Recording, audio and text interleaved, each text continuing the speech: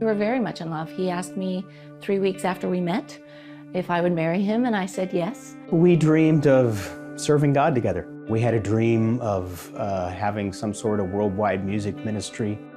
Pat and Gail Hadley had high hopes when they married, but the daily responsibilities of work and family soon took a toll. The dreams that I had of traveling the world together and, singing for the Lord, none of those had happened.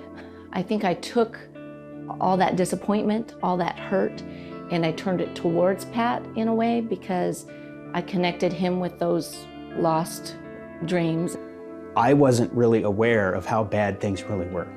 So I just got to a point where I thought, well, this is as good as it gets. This is just the way it is. This is the way it's going to be. This is normal marriage.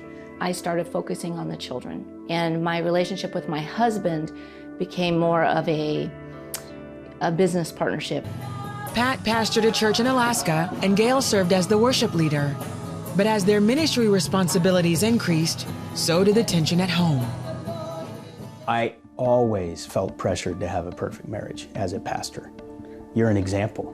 When marriages fail for pastors, it's, you got to find a new career. Pat and I couldn't even be in the same room together. Without arguing, there was constant arguing, fighting over things. I was living downstairs, she was living upstairs. We'd meet together in the kitchen, talk about things that we needed to talk about, and then go about our lives. For 23 years, Pat and Gail went through the motions. But after a blow-up on the day their daughter left for college, Gail told Pat she'd had enough. Everything I did was either for my children or for my husband or for the church. I felt like I was gone, like there was no me anymore. I didn't want to do this anymore. I didn't want to be married. I didn't want to be a pastor's wife anymore. That I was just done. That was the lowest moment because I never stopped loving my wife. I didn't want my marriage to end. I didn't want my family to suffer divorce. And then I heard God's voice. And he said to me, "Come to me and I will heal you." And at one point I said, "Heal me? I don't need to be healed. I need you to heal her." Pat heeded God's voice, and in an attempt to find his own healing, met with a local Christian counselor and author, Art Mathias, and began reading his book, Biblical Foundations of Freedom. In that book, I learned that I needed to forgive. That if I was going to be obedient to Jesus and obedient to God, I had to learn how to really forgive people from my heart. Not only my wife, but everyone in my life that had hurt me. I began to pray for her. And I had never really done that in my marriage because as long as I was bitter, I wasn't going to pray for her because the bitterness was blocking it. So I started praying prayers that had a little bit more authority of heaven behind them. In the name of Jesus, Satan, you cannot have my family. You cannot have my wife. You need to get out of here and leave her alone. Some nights I went into our bedroom. I laid down on the floor by the bed and I prayed. I prayed silently so she couldn't hear me, but God could hear me. It didn't take long for Gail to notice there was something different about Pat. He wasn't even fun to argue with anymore because I couldn't get him to argue with me.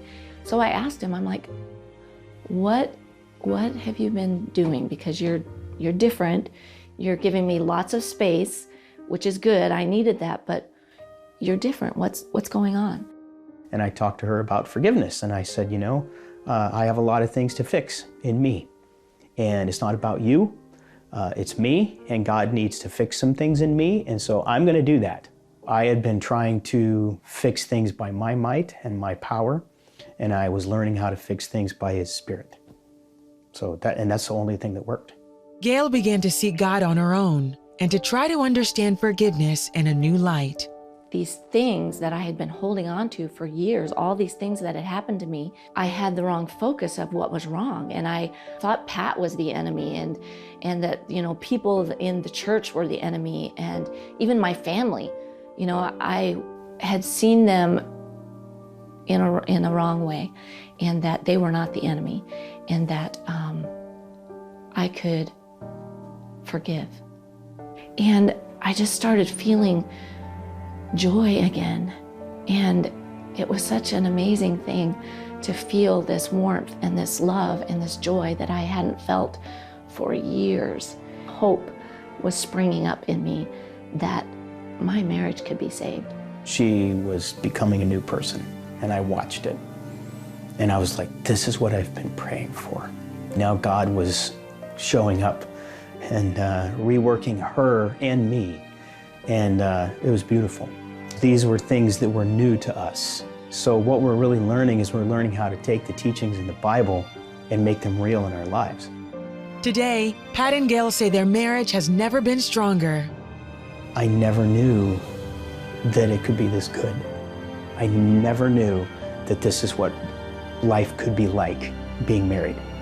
She's my best friend, and she's my partner, and we face life together, and it's awesome. He's the first one that when something happens to me, I want to share it with him. And I have hope for our future together. Well, I am so thankful that God showed me showed us the way of life, and showed us how to live life together.